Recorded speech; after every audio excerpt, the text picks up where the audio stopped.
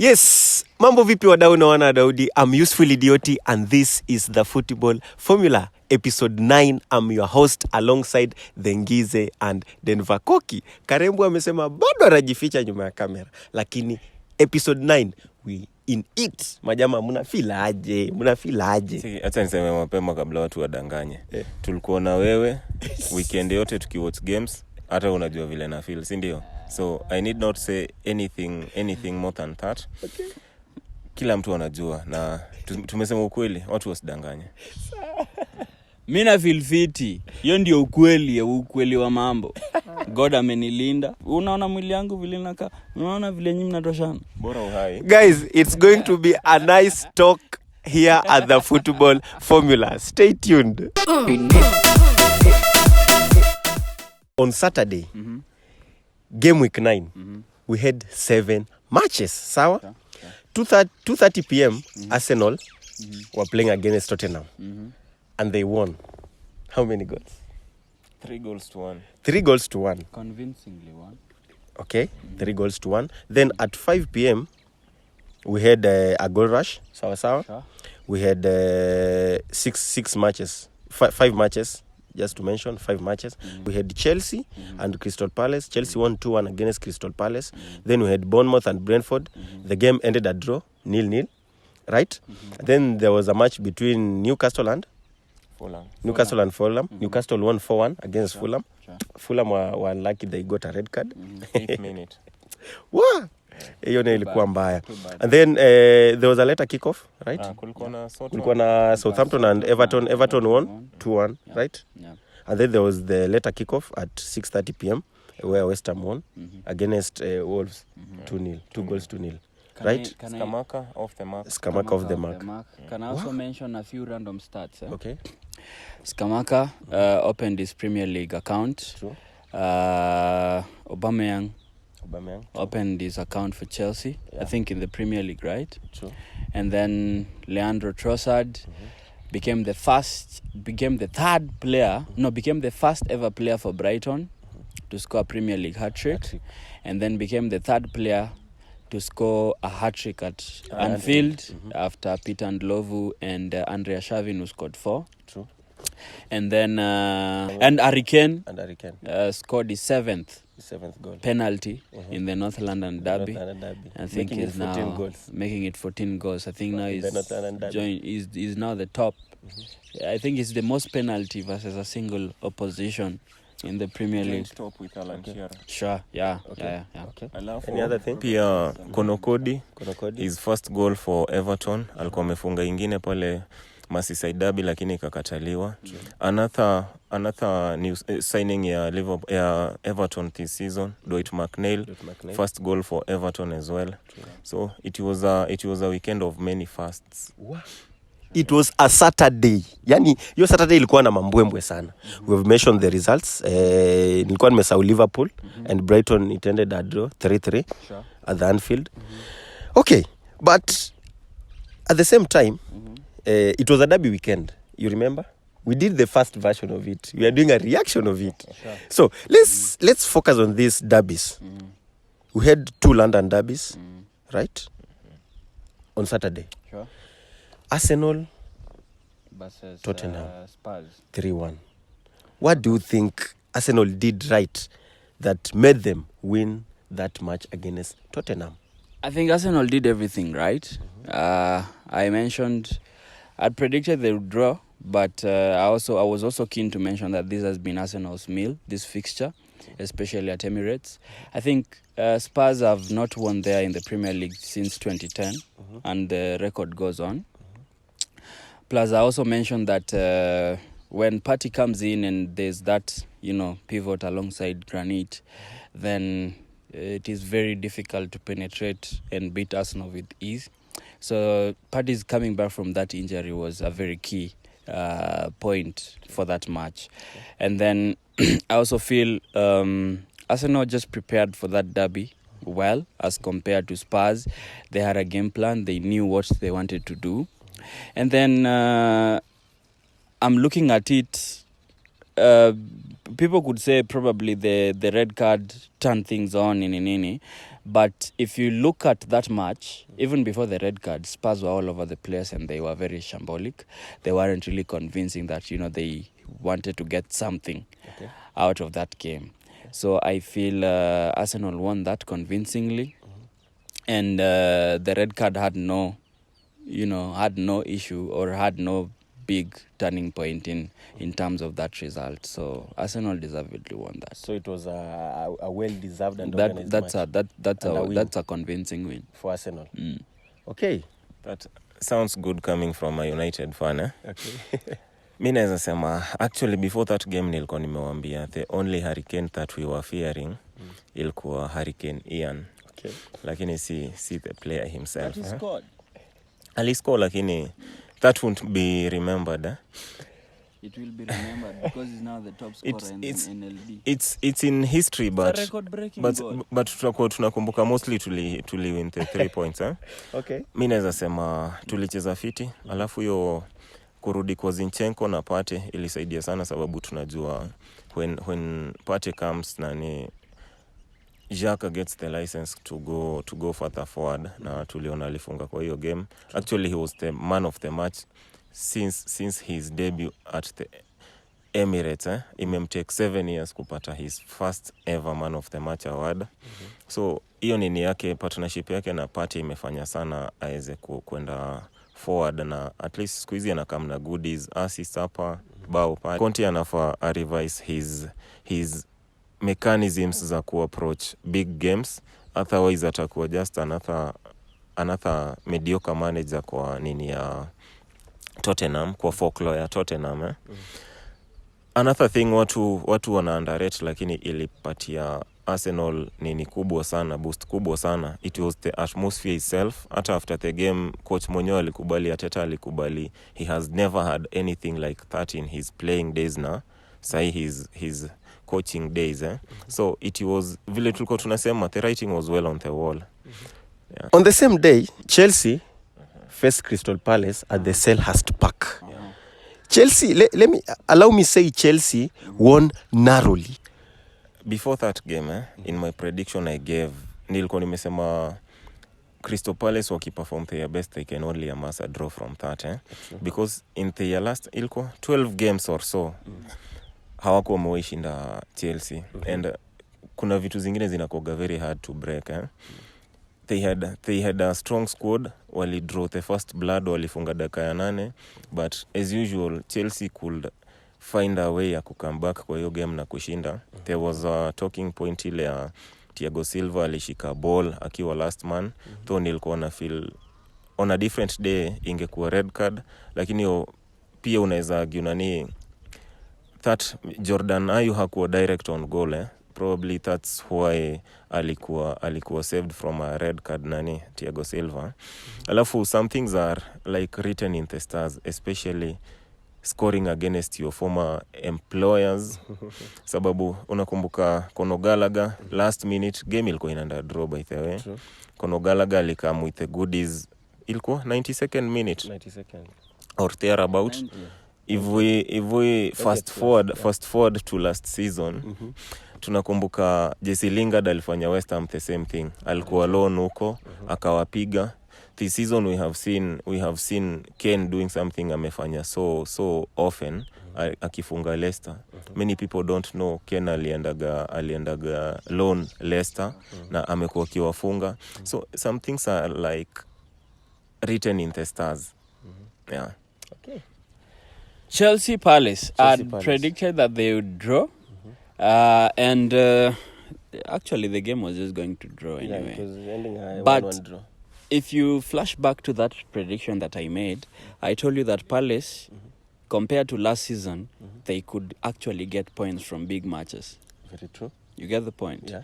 And they proved me right because they couldn't hold on. The issue this season hasn't been like, win. The issue hasn't been like, scoring versus those teams. We saw they went 2-0 up against City, and they still lost by 2-goal margin at the end of the match. Yes. So I think the way they hold on to the way they are defending, especially after going forward, hasn't been so good. especially the big teams. But then that fixture, just like Arsenal versus Spurs at Emirates, it's always been Chelsea's game. So big credit to them. It was Graham Potter's first win at Selhurst Park. Hata tusiseme zaidi. Guys, that is it.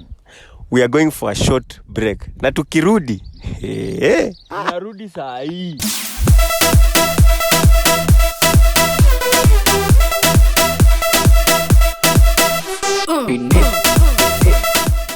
Welcome back, guys. This is the football formula. Mulikuwa niliona mahali akisema ati the butcher versus mpaka napewa blessings na ndege. Kushutia nje ni mzuri. Mungu nguvu yetu uliye juu. Amen. Niliona mahali umesema ati the butcher is going to face the beast. Sawa sawa? Lakini sasa jana the butcher alifanywa afanyi kazi kwa buchari. No, ni kama anauza kwa kibanda sahi. Alipiga supu jana. Jana the butcher kuuza nyama, ati alipiga tu supu. Si ali win two contest. Anyway, on Sunday, yesterday, Super Sunday. Sijui mbona anacheka. Anyway, Manchester City smashed Tandikad Manchester United 6-3. Siongei sana. Wacha warazi wa banje. Hiyo game it was not the ideal result for me because mimi ningetaka sana wa draw because hiyo ingepatia Arsenal latitude ya ku draw points against Liverpool na still wa remain top top ama joint top So lakini pia ungeniuliza if either side lazima ingewin, ningetaka obvious my good friend hapa apigwe proper vile alipigwa. And kusema ukweli it could have been 10 ama zaidi. It could have been a bigger scoreline, cricket score. So wanafaa washukuru, at least walipata some consolation walifunga bao 3. Though we won't remember that pia. Tutakumbuka walipigwa 6. Lakini they had a very poor game. Naweza sema only 3 things about that game. Okay. You don't go picking yellow cards so early into the game sababu tuliona Tyrell Malacia na Diogo Dalot walipata yellow cards. The two fullbacks walipata yellow cards within the first 23 minutes. So hiyo inapatia inawafanya mkue so wary of those running players kama kina Haaland wakikuja na wing na obvious utakuwa cautious ndio usipate a second booking. Another talking point ilikuwa the central part ya central midfield part ya Man United McTominay na Eriksen walikuwa na give away bad passes at very dangerous places. Wana give away the ball. So hiyo ilikuwa ina expose defense yao vibaya. Alafu the injury to Varane did not help. So as in there were so many things that went against United so early in the game. They could only concede. Actually they are lucky vile nimesema they conceded only 4. Their attacking options zilikuwa mbaya cause pale walikuwa wana rely on aerial balls pale kuweza at least kupata that goal, na with Rashford up front hapo ni ngumu sana upate. Manuel Akanji, his first ever derby, alipiga game safi na at least aliweza kuneutralize attack ya United. Alafu you've got to be really poor to concede 2 hat tricks kwa game moja. The last time it happened kwa team ndogo kama Southampton wakipigwa 9 na Leicester. Ilikuwa hat trick ya Ayoze Perez na Vardy. So as in you've got to be really poor to concede 3 hat tricks. And they were by all means abysmally poor yesterday. Sisemi kitu, jitete. Sijitetei, nataka kusema ukweli. Sema ukweli. First of all, we weren't that poor. The fact that we conceded 2 hat-tricks in the same match doesn't justify that. City is just a good side. Hiyo nani ukweli. Yeah, they are a side that has been ironed out in the last 6 or so seasons. Hata game ya Bournemouth na Liverpool, Bournemouth walipigwa 9. Haiko happen hivyo. Walipigwa 9 and they started conceding at what minute? That was a record-breaking loss. Whatever the minute. That was a record-breaking loss. But it's also anyway, a record. Let me go to the main point. Okay. I want to give a statistical overview of that match. Mujitete. Man City has never had the player score a hat-trick versus United. They did so. And it was twice. Two different players, one match. Number two, that was a record-breaking dub in terms of goals scored. True. I think the highest since 2011, the 6-1 at Old Trafford. Yeah. When I look at the match, the overall view of that match, I feel we weren't really prepared. That was the point. We weren't really prepared for that match at all. I think Pep did his good research early on. He said, prior to the match, he said Manchester United will be capitalizing on long balls and all that. And the biggest strength that we have for Eriksen and Bruno is that both of them are very good with, the long balls. Yeah, true. And ironically, or fortunately for Pep, he studied that early enough and it worked for him because his two centre-backs won several long balls. 95%. And that was also helped by the fact that Rashford is a very, very poor forward, especially when you look at he's a very poor forward in terms of aerial duels and contest. Okay. So that made it very easy for Akanji and Ake to capitalize on that. Mm-hmm. Now, the last time Pep started Gundo at DM, and then in a hotly contested match, he lost the Champions League final. Mm-hmm. And then to make matters worse, over the weekend, he started his most infamous centre-back partnerships. His best partnership was at the bench. Now, United, if they really prepared well enough like they did versus Liverpool and Arsenal, they could have won something out of the game. They could have at least grabbed something. But we went into that match casually and deservedly so. We lost that match. Again, we picked up yellow cards for our two fullbacks. Wacha acheke tu haina noma. The reason is because we are the only team who has beaten Arsenal this season. So he's obviously getting all that happiness. It's understandable. Okay. So our two fullbacks were very poor. They picked up cards early enough, and it didn't help matters at all. Okay. And then Varane's injury is a big, big worry. Mm-hmm. I think in the first half, so many things didn't go right. The squad selection wasn't okay, according to me. There are people who should have started. Mm-hmm. And then Scott McTominay, he's been good, okay, fine. But I want to blame Eric for the fact that for over a month, you sign the best defensive midfielder in the last decade, and then you bench him for over a month. You get the point?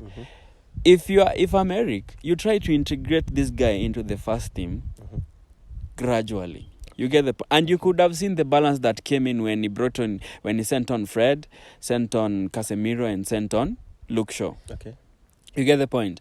But then this guy didn't integrate the defensive midfielder early on enough. It was just a matter of time before we meet a decent side, a very decent side, to prove that Scott McTominay cannot play alone in the defensive midfielder. That is not even his natural position. Okay. And we were hella exposed in that aspect. Mbona mkuanzisha Ronaldo? Kitu nyingine. Mbona? Why didn't we start Ronaldo? Mungeanzisha Ronaldo. Hii game ilikuwa kubwa. Ronaldo not starting is not surprising, as I'm a huge Ronaldo fan, but him not starting is not surprising. I think I still insist that him missing the preseason was a very big mistake. I think if he would have been there during the preseason, he would have really been more match fit and more mentally fit for the game. I know he's got all what it takes, but adaptation and all that is okay. But I root for him to adapt, because I remember under the new management of Ralf Rangnick, he went like 9 games without a goal, but he still came back and was our top scorer with 24 goals. But him not starting is not really a surprising thing, because age has caught up, number one. Number two, he's not been the Ronaldo we know. I also saw his psychologists say that he's been depressed lately, especially since losing one of his unborn child back in few months ago. So him not starting is understandable because he hasn't been so okay both for the national team and Manchester United. We all saw the game versus Spain. He missed a couple of chances to give Portugal a goal. So him not starting is okay. And then him not playing, Ten Hag said he didn't send him on because of out of respect. And I support that because at 4-0 down, you don't send him in. At 4-0 down with the potential of conceding more, you don't send such a personality in so that he can be, you are setting him up for trolls and blame. Yeah, you are dragging him through the mud. And so it was fair that he didn't play. Anyway, we lost the match. We needed that reminder. It's a work in progress. I'm not panicking at all. It's a work in progress. It is Erik Ten Hag's first season. It is under 10 Premier League games in his first regime. So I'm not under pressure. We will bounce back. They made our weekend. They've made our week. Arsenal had 1 game. Arsenal won 2 games. We hapa hivi sahii imekuwa tu ni joto sahii ni joto. Huyu anacheka huku huyu akipeana stats. Lakini hivi my turn is coming. Akipeana story. My turn is coming. Anyway, guys, Manchester United fans, football is all about emotions. Football is all about the love. Na hiyo ndio maana tunapenda kuwatch football. Na lazima kukuwe na a winner na a loser. Na si ati kila mtu atakuwa kwa hiyo form kila saa sawa. And then tonight, being a Monday, there is one single match that is going to end game week 9. That is the match between Leicester City and Nottingham Forest at 10 p.m. Itakuwa pale King Power Stadium. So tune in kwa hiyo match leo usiku 10 p.m. we watch. This has been the Football Formula. I've been your host, Useful Idioti, alongside Dengize and Denver Koki. You want to end it like that? Siwezi maliza hivyo. Kuna kwanga kitu moja yenye watu nasema. Naam. Politeness is key, but mambwembwe is a must. Sawa? Okay. Mambwembwe huwa nzuri na kuna mbwembwe zingine huwa zinatuumiza. A moment of silence kwanza kwa the thing that has happened pale Indonesia. Sure. Sawa? Sure. So far 170 something and counting and still counting. Wamepoteza maisha during a football match at a stadium. Yes. Kanjuruhar. Yeah. I mean, it's unfortunate. We send our sympathies and sincere condolences to the affected families over the massive loss of supporters in Indonesia. Sure. We are with you, and sincere condolences. I really didn't dig deep into the cause of that stampede and the commotion, but I'm a sad man considering, after all that happened. Yeah. Football has been always about fun and entertainment, not about death and despair. Na vile amesema hiyo story na Arimatis ni fans wa hiyo Arima FC. Ilikuwa home game against Pasibaya. So the home crowd walishindwa, so wakaanza kuleta shida. Hapo ndo stampede ilitokea because they never accepted defeat, na tunasemaga ukitengwa tulia, si ndio? True. So it is a very sad story. Hope kila kitu itakuwa sawa with time. Okay. So we send our prayers and condolences to the families and the whole Premier League huko hivyo Indonesia. So condolences kutoka kwetu. Sawa? Mbwembwe nyingine ni gani? We didn't mention some results. Was it Leeds versus Villa? Leeds versus Villa. Yeah, Leeds held on and ended the match on a 0-0 draw. Yeah. After Sinistera was sent off early on in the second half. Yeah. And then Wolves manager Bruno Lage has also been shown the door. And apparently Wolves are looking to sign Sporting Lisbon's Ruben Amorim as their new manager. That's a good scouting of a manager. He's a manager on the rise and he's been doing superb job at Sporting Lisbon. Yeah, so if in case he gets hired, it will be the third consecutive Portuguese coach for Wolverhampton Wanderers. Yes. Yeah. hopefully Brendan will get a result against Nottingham Forest. Otherwise, your guess is as good as ours. Actually, I wish Rogers all the best. Not because he's gonna save his job. He's eventually gonna get sacked. I still feel so, but I wish him well. I mean, he should win tonight, for God's sake. Okay guys, tuambie hapo hivyo kwa comment section. Umekutana na mambo gani? This is the football formula. Till next time. Peace out. Good weekend. Adios.